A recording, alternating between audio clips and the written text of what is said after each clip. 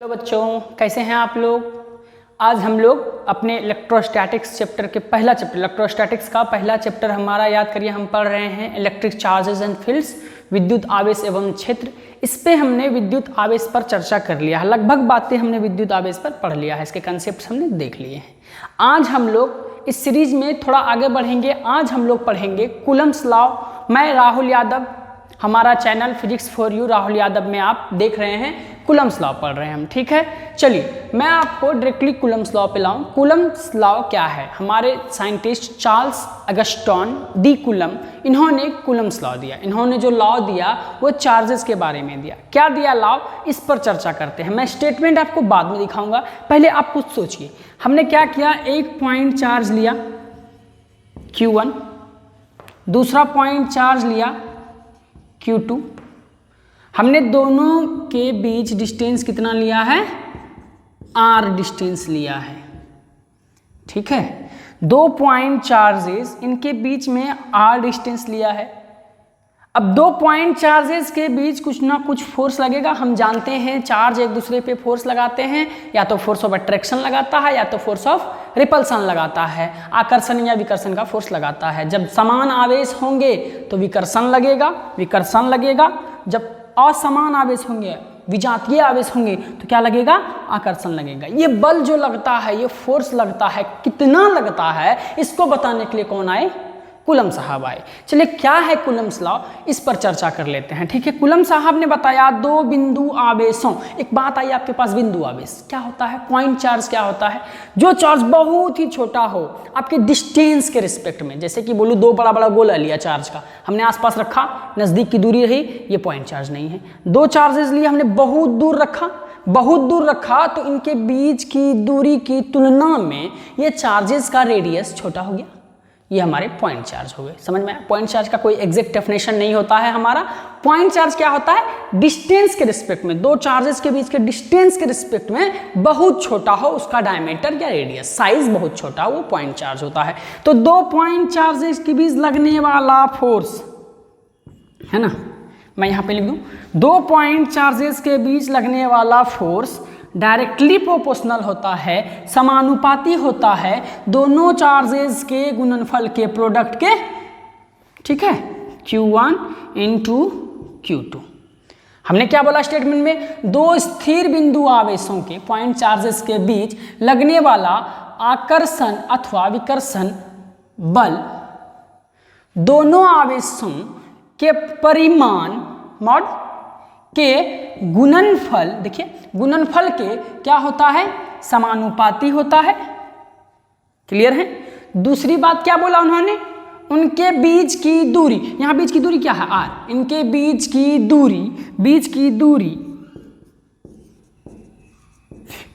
दूरी के वर्ग के, देखिए स्क्वायर के वर्ग के व्युत्क्रमानुपाती होता है। व्युत्क्रम को ऐसे ही लिखते हैं उल्टा में, 1 में इनवर्स। मैं आपको सिंपली मैथमेटिकली समझाऊं कि दो पॉइंट चार्जेस के बीच लगने वाला फोर्स दोनों के प्रोडक्ट के समानुपाती होता है, डायरेक्टली प्रोपोर्शनल होता है, और उनके बीच की दूरी के वर्ग के व्युत्क्रमानुपाती होता है, इनवर्सली प्रोपोर्शनल होता है दूरी के स्क्वायर के। अभी आप चाहें तो इन दोनों को कंबाइन करके लिखेंगे, है ना, कंबाइन करके लिखेंगे और करके, तो F क्या हो जाएगा? Directly proportional to Q1 Q2 upon R²। याद करिए, जब प्रोपोर्शनलिटी का साइन हटता है तो क्या होता है हमारा? एक कांस्टेंट आता है। क्लियर है? तो आप चाहो तो उस कांस्टेंट को यहां लिख सकते हो, F equals to K Q1 Q2 upon R², जहां K हमारा क्या है? कांस्टेंट है, नियतांक बोलते हैं इसको, नियतांक है हमारा, कांस्टेंट है। इसको कूलम्स कांस्टेंट भी बोलते हैं। क्या वैल्यू होता है इसका वैल्यू होता है 9 इंटू 10⁹ न्यूटन मीटर स्क्वायर पर कूलम स्क्वायर। ये वैल्यू हमारा SI सिस्टम और निर्वात के लिए वैलिड है, अलग अलग मीडियम में बदलेगा। फिलहाल हम ये एक्सपेरिमेंट कहाँ कर रहे हैं? निर्वात में कर रहे हैं। फिर से सुनते हैं कूलम्स लॉ क्या है। एक सिंपल सा लॉ है, चार्ल्स अगस्टन डी कूलम ने एक लॉ दिया कि दो बिंदु आवेशों के बीच लगने वाला फोर्स ऑफ रिपल्सन या फोर्स ऑफ अट्रैक्शन कितना होता है, इसकी चर्चा उन्होंने की। याद करिए, आपने मास के रिस्पेक्ट में, द्रव्यमान के रिस्पेक्ट में एक लॉ पढ़ा था ग्रेविटेशन का, लॉ ऑफ ग्रेविटेशन क्या पढ़ा था, दो पॉइंट मासेस के बीच में लगने वाला फोर्स, ग्रेविटी का फोर्स। यहां क्या पढ़ रहे हैं, चार्ज के बीच लगने वाला फोर्स, कूलम्स फोर्स।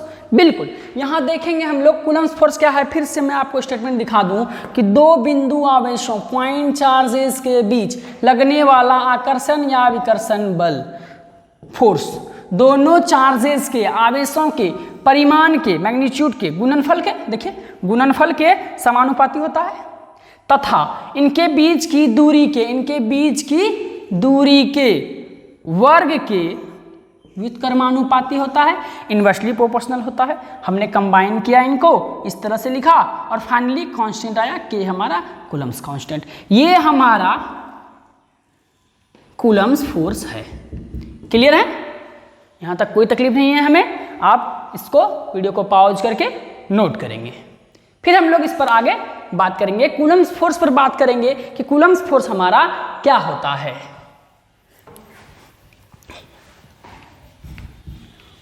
कुछ फैक्ट्स देखेंगे हम लोग, कूलम्स फोर्स पे कुछ फैक्ट्स देखेंगे।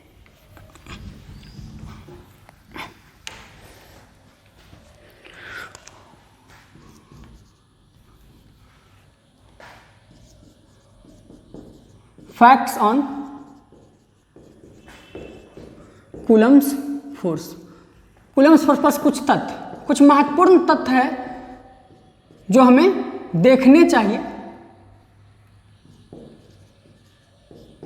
कुछ महत्वपूर्ण तथ्य है जो हमें देखने चाहिए कूलम्स फोर्स पर। याद करिए, हमने आपको कूलम्स फोर्स क्या लिखाया है, के Q1 Q2 upon R square, यही तो लिखाया है आपको, जहाँ पे हमारा एक कूलम, एक चार्ज ये था, दूसरा चार्ज ये था, इनके बीच की दूरी R थी, यही तो देखा था हमने।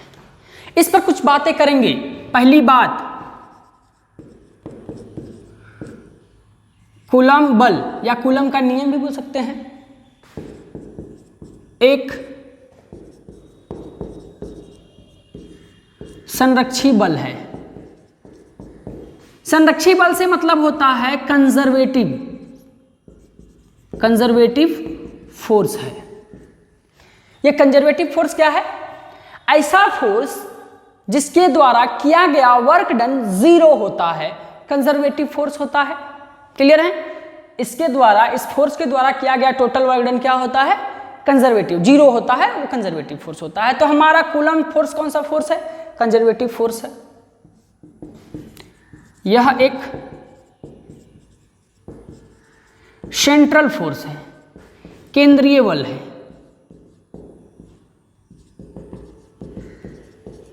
अभी हमने क्या बताया, इस चार्ज और इस चार्ज के बीच फोर्स लग रहा है, ये चार्ज इस चार्ज के केंद्र की ओर फोर्स लगाएगा, ये चार्ज इस चार्ज के केंद्र की ओर फोर्स लगाएगा, तो केंद्रीय बल हो गया। कोई भी एक चार्ज रखा हुआ है, इसके सानिध्य में कोई दूसरा चार्ज ला रहे हैं हम, तो क्या हो रहा है, उस चार्ज को या तो अपनी ओर खींचेगा या अपने से आगे धक्का देगा, अपनी ओर खींचेगा, अपने केंद्र की ओर, अपने केंद्र के डायरेक्शन में धक्का देगा, तो केंद्रीय बल होता है हमारा अपने केंद्र की ओर। जैसे ग्रेविटी का फोर्स, कुछ भी गिराते हैं तो डायरेक्ट वो ग्रेविटी में नीचे केंद्र की ओर गिरता है। ग्रेविटी का फोर्स हमारा केंद्रीय फोर्स था, ये भी हमारा केंद्रीय फोर्स है, केंद्रीय बल है हमारा, सेंट्रल फोर्स है। क्लियर है, चलिए, यह एक क्षेत्रीय बल, फील्ड फोर्स है। इस पे बात करेंगे, क्षेत्रीय बल, फील्ड फोर्स। अभी मैं बताऊं, एक चार्ज हमारा अपने चारों ओर एक इलेक्ट्रिक फील्ड का निर्माण करता है। हमने बताया था कि स्टैटिक रुका हुआ चार्ज अपने चारों ओर विद्युत क्षेत्र का निर्माण करता है, और उसके क्षेत्र के अंदर में कोई दूसरा चार्ज अगर हम लाते हैं तो क्या करता है, या तो अट्रैक्ट करता है या तो रिपेल करता है, अपने क्षेत्र के अंदर करता है। उसके क्षेत्र के बाहर चार्ज को रख देंगे तो कोई प्रभाव नहीं पड़ेगा। तो एक क्षेत्र का निर्माण कर लेता है चार्ज, उस क्षेत्र के अंदर किसी दूसरे चार्ज को लाते हैं तो वो उसको अपनी ओर खींचता है, इसलिए हम कहेंगे ये फील्ड का निर्माण करता है। ये कौन सा बल है, फील्ड फोर्स है, क्षेत्रीय बल है। यह बल आवेश के केंद्र की ओर लगता है। अभी हमने इस पे बात करी कि केंद्रीय बल है किधर लगता है, केंद्र की ओर लगता है। Line joining the charges, simply जो लाइन, ये लाइन जो चार्ज को ज्वाइन कर रहा है, इसी लाइन के अलोंग लगेगा, लाइन के अनुदिश लगेगा हमारा फोर्स। ठीक है, चलिए मैं बताऊं, ये चार्ज इस लाइन के अनुदिश या तो धक्का देगा या तो खींचेगा। यहाँ पॉजिटिव चार्ज है तो ये धक्का देगा, इसी लाइन के अनुदिश देगा, तो ये लाइन के अकॉर्डिंग लगता है हमारा। ठीक है, एक और पॉइंट यहाँ देख लेते हैं, यह कौन, यह coulomb force inverse square law का पालन करता है। इनवर्स स्क्वायर लॉ क्या है? इनवर्स स्क्वायर लॉ याद करिए, अभी तुरंत हमने पढ़ा है F is inversely proportional to R square, है ना, यही तो इनवर्स है, इनवर्स के स्क्वायर का पालन करता है, इनवर्स के स्क्वायर का पालन करता है। देखिए आप देख पाएंगे इनवर्स के स्क्वायर का पालन करता है। ठीक है, ये हम देख पाएंगे, और भी फैक्ट्स हैं और भी पॉइंट्स हैं हम देख पाएंगे। चलिए मैं आगे बढ़ूँ इस सीरीज में। ठीक है, देखते हैं।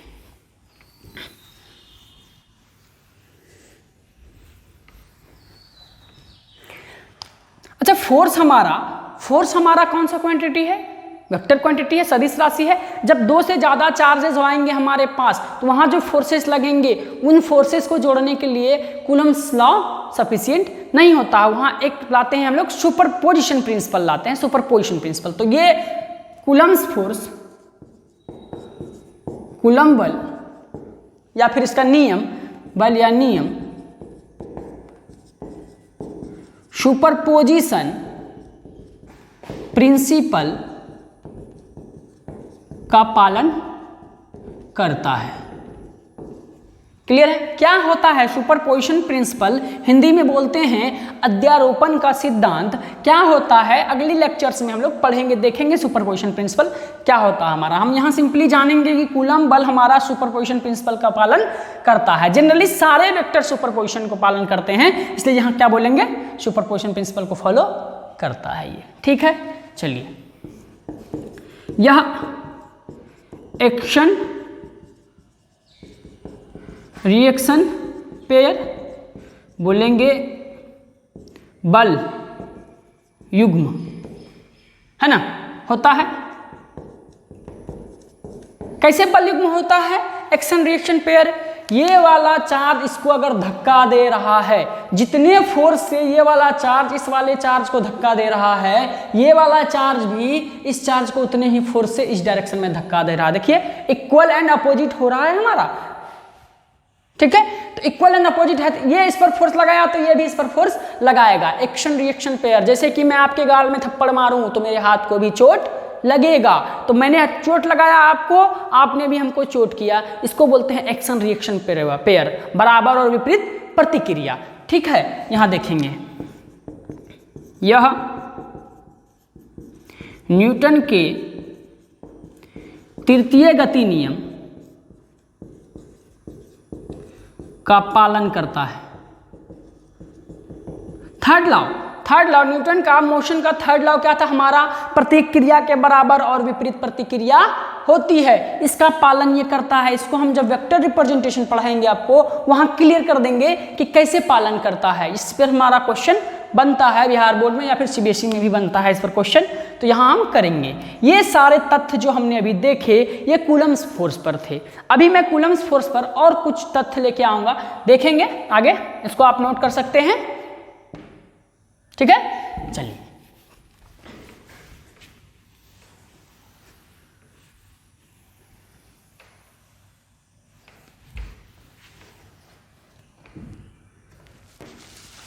देखिए, हमने अभी निर्वात में इसको फ्री स्पेस भी बोल देते हैं, फ्री स्पेस। ठीक है, वैक्यूम भी बोल देते हैं, कभी कभी एयर भी बोल देते हैं। निर्वात में कूलम्ब बल कितना था हमारा? F = K Q1 Q2 upon R square, यही तो था हमारा,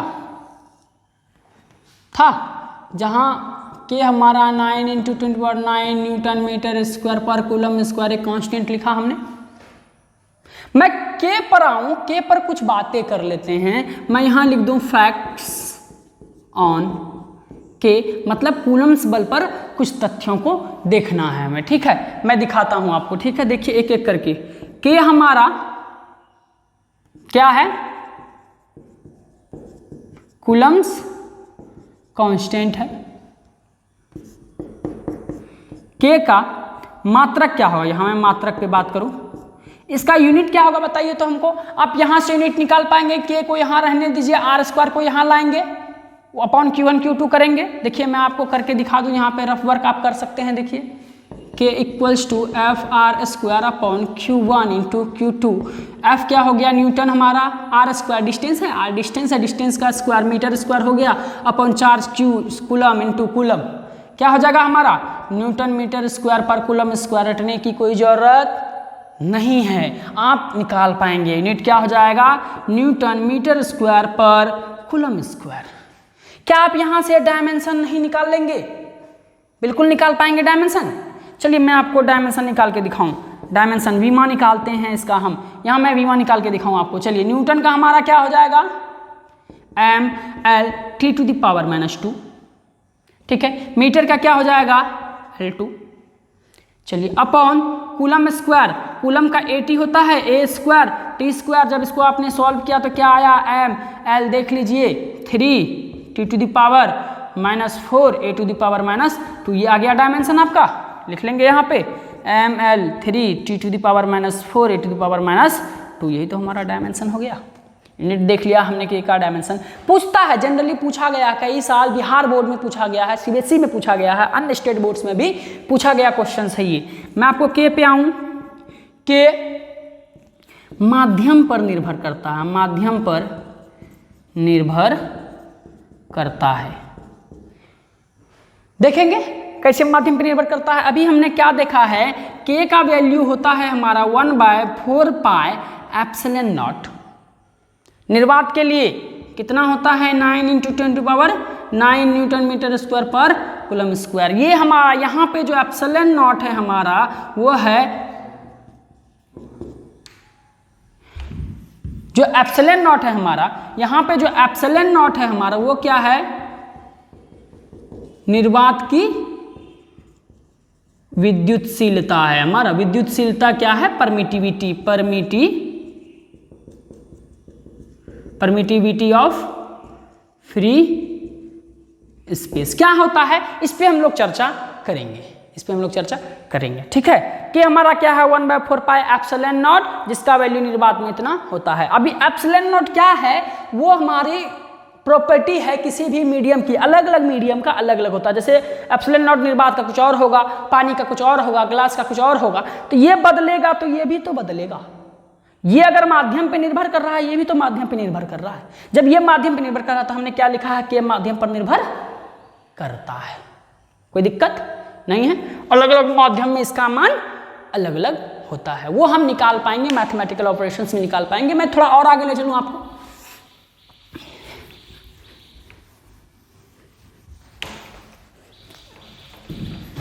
देखिए हम यहां क्या देख पाएंगे कि हमने क्या लिखा है 1/4πε0, जिसका वैल्यू 9 × 10⁹ न्यूटन मीटर स्क्वायर पर कूलम स्क्वायर लिखा था।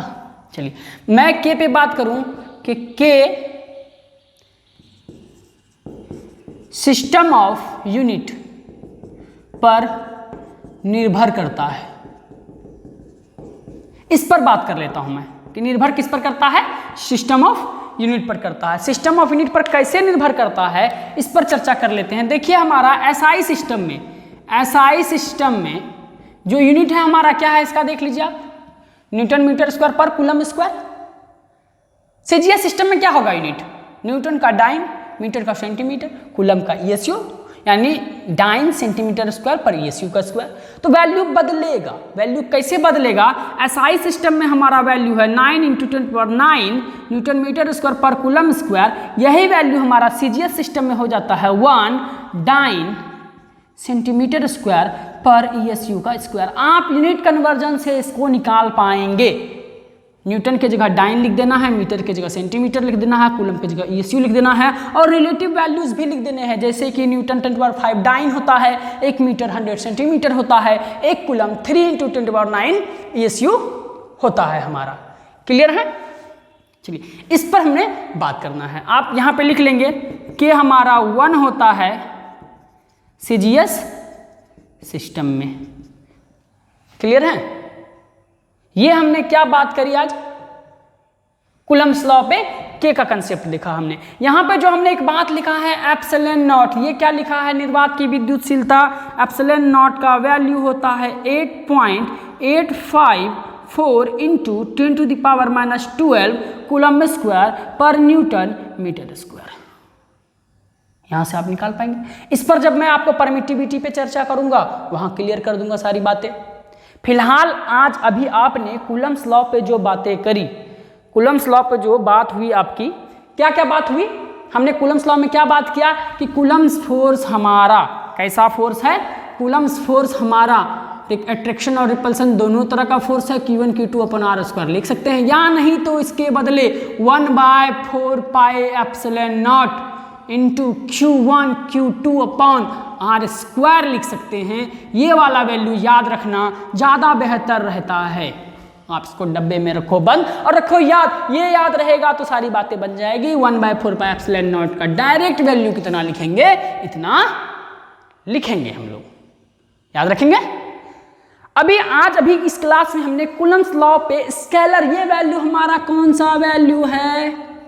स्केलर वैल्यू है, सिर्फ परिमाण बताएगा, सिर्फ परिमाण बताएगा हमारा। क्लियर है? अभी सिर्फ परिमाण जानेंगे। यहां हम डायरेक्शन की बात करेंगे कि कूलम्स फोर्स लगता कहां है, कितनी दूर लगता है, किस डायरेक्शन में लगता है, 3 फोर्सेस 4 फोर्सेस पे किस किस डायरेक्शन में लगेगा। उसके लिए हमको इसका वेक्टर रिप्रेजेंटेशन पढ़ना पड़ेगा। सुपरपोजिशन प्रिंसिपल पढ़ेंगे, उसके पहले वेक्टर रिप्रेजेंटेशन पढ़ेंगे। अगले लेक्चर में हम आपको कूलम्स लॉ का वेक्टर रिप्रेजेंटेशन लेके आएंगे। Thank you very much.